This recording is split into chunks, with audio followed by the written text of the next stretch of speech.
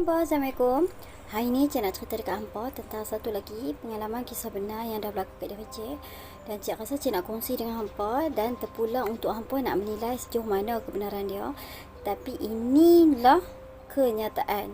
Sebab Cik yang alami dan keadaan tu masih lagi berlaku sampailah sekarang.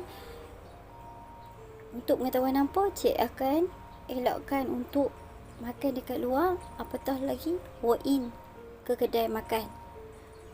Cik akan lebih selesa makan kat rumah, masak, ataupun kalau nak makan kat luar, Cik akan beli daripada kedai yang Cik pernah beli sahaja. Dan keadaan ni berulang-ulang dan tak akan Cik tukar pergi beli dekat kedai lain yang Cik tak pernah tengok kedai dia. Okey, kejadian ni sebetulnya dia berlaku secara pelan-pelan. Dia tak main drastik. Dan mula-mula dia tu, yang Cik perasan dan Cik ingat, benda ni berlaku masa tu Cik kerja. Cik keluar makan dengan member dan kami pergi kat satu kedai ni. Kami pesan nasi ayam. Waktu dah masuk dalam kedai tu, hati dah rasa tak sedap. Tapi gagahkan juga sebab lapar. Waktu dah duduk, kami pun pesan. Sambil duduk tunggu tu, aku perasan ada satu meja yang dia betul-betul bertentangan dengan meja kami ni. Dia duduk asyik usia aku, pakcik. Kat jari dia tu banyak sangat cincin. Dan dia duduk pusing-pusing cincin dekat jari-jari dia sambil mata dia tu duduk renung kat aku.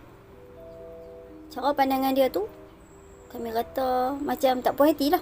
Kalau orang sini kata tak puas hati, dia macam usia tepat lah. Jadi aku pun malas lah nak panjang-panjang. Mungkin dia usah siapa-siapa ke, ataupun dia ada masalah dia sendiri ke. Jadi aku tak ambil pot sebab aku lapar. Dan apabila makanan tu dah sampai, kami pun makan. Waktu nak makan tu, aku tengok member aku kemain suap sedap. Dan waktu aku bismillah dan suap benda tu ke mulut, serta-merta aku terasa pasiak. Dan benda ni buatkan aku macam terberhenti. Aku duk fikir, aku ni rasa pasiak aku sebab member aku tak rasa apa pun. Dan aku try rasa lagi sekali dan memang betul aku rasa pasiak. Dan aku terus letak benda tu. Aku tolak pinggan nasi aku tu dan aku cuit member aku. Aku kata kat dia, weh, jomlah kita pergi kat kedai lain boleh tak?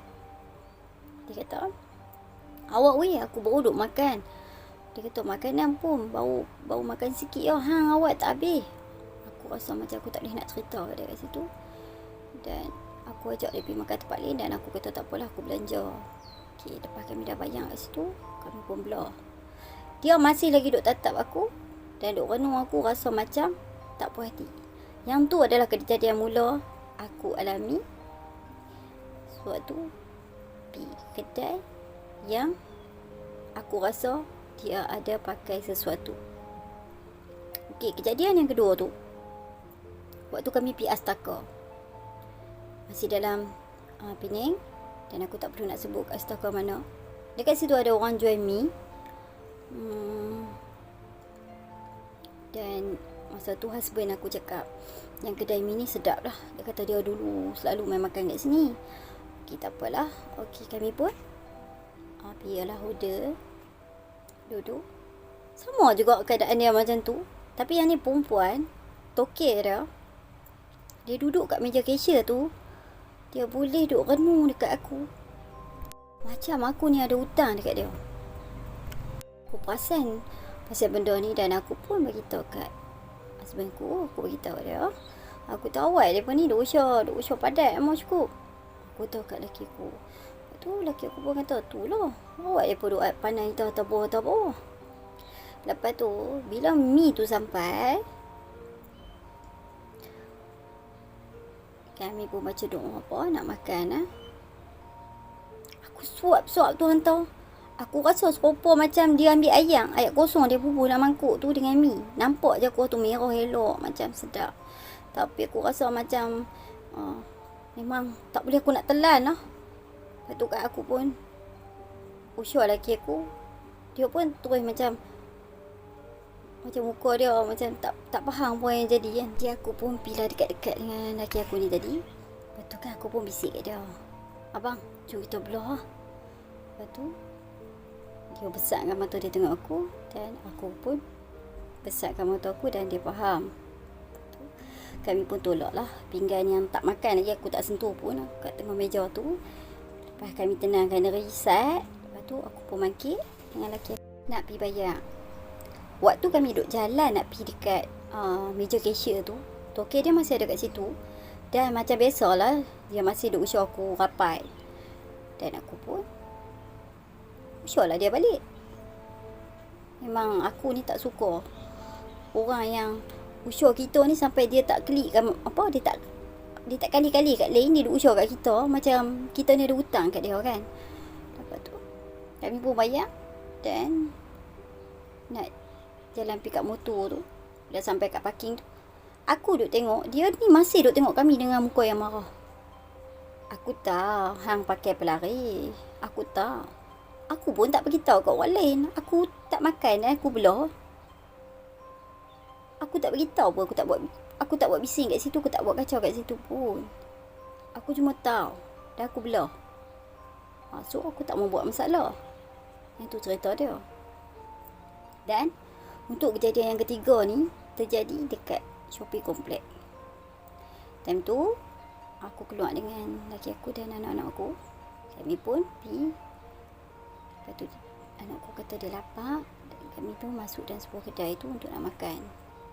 Dalam mahal makan kat situ, tiba-tiba waktu duduk tengah makan tu, aku rasa dia main satu macam angin. Terus aku jadi macam serang sejuk. Jantungku jadi laju, mata aku jadi kelabu. Aku rasa aku tak boleh nak teruskan. Diketak aku jadi berpeluh-peluh. Dan betul yang cakap aku terpaksa muntah semua benda tu. Dan barulah aku okey.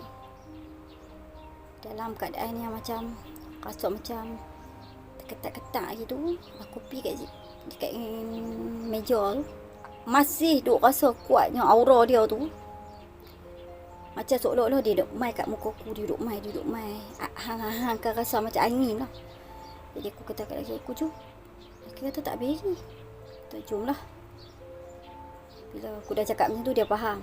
Nasib baik dia faham. Dia jenis tak tanya banyak kan. Dia bangun dan kami pun belah daripada kedai tu. Yang tu lah pengalaman terakhir aku rasa aku makan dekat kedai yang betul-betul pakai pelari. Okay.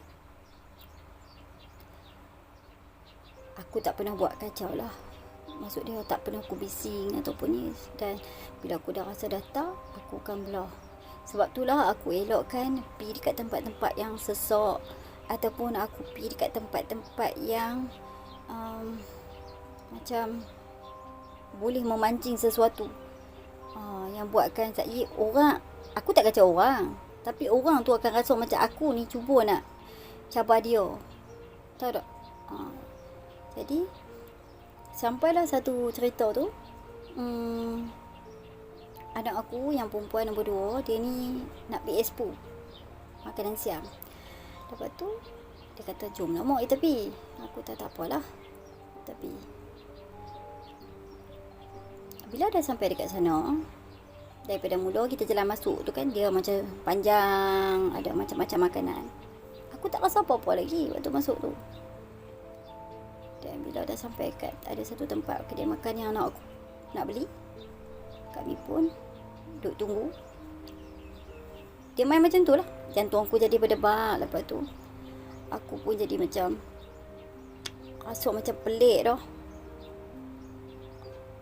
Mata aku jadi kelabu dah. Lepas tu aku pun cepat-cepat macam ajak anak aku pada ambil. Kami pun jalan nak pick up motor. Sampai ke satu tahap aku terketak-ketak.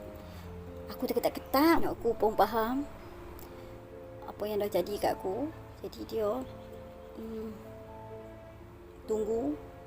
Dia urut-urut aku kat belakang aku ni. Dia macam bagi tenang aku. Dan lepas aku dah baca apa ayat suci Quran, alhamdulillah, macam dia dah beransur-ansur hilang lah. Aku dengan tangan terketak-ketak gagahkan diri juga bawa motor untuk balik. Dan sejak tu lah aku elokkan untuk pergi macam expo ke pasar malam ke mana-mana. Aku nak mencabar orang tu dia. Sebab tu aku nak elakkan masalah dan lebih baik aku ada kat rumah. Dulu masa waktu aku sakit tu, sampai ke tahap aku ni tak boleh nak makan. Apa tahu? Tak boleh nak makan nasi. Jadi aku kena makan benda yang dibuat pada tepung ya, cucuk, roti. Benda ni kan berlarutan sampai dekat 5 bulan. Aku sakit ni. Sakit dia sampai aku tak tahu nak cerita kat hampa sakit dia macam mana.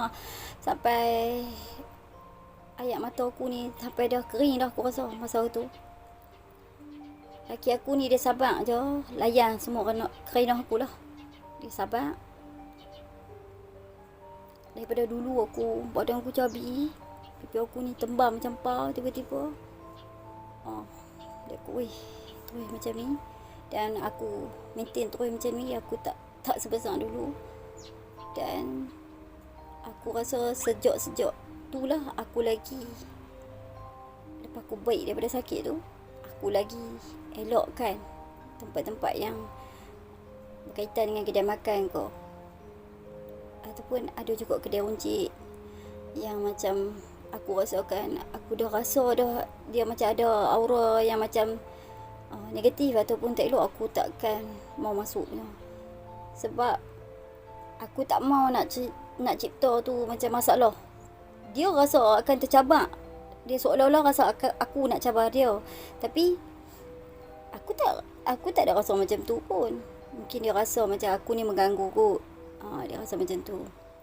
Jadi sampailah ke satu tahap ni, aku akan mula nampak kat kedai makan ada macam benda macam duk tergantung lah, macam benda-benda yang menggerikan. Jadi aku pun tak mau lah nak pergi kat tempat-tempat macam tu kan. Aku cuba elokkan. Aku lebih selesa duduk kat rumah. Sepanjang masa aku kat rumah je. Aku hanya keluar bila perlu dan dekat tempat-tempat yang terdekat saja. Aku dah memang tak berminat nak pergi melancong ke, nak pergi berjalan jauh ke, sebab dengan keadaan diri aku. Apa tengok aku normal macam tak ada apa. Tapi aku tak mau mencipta masalah. Yang itulah cerita dia pasal pelari kedai ni. Aku tahu banyak kedai-kedai yang pakai. Dan kadang-kadang macam tak logik bila aku kata aku kadang-kadang boleh nampak ada benda yang kadang-kadang duduk berdiri depan kedai tu. Jadi buatkan aku rasa macam aku tak takut. Aku tak rasa takut, tapi aku rasa macam kadang-kadang aku tak bebas nak pergi mana-mana. Aku tak maulah.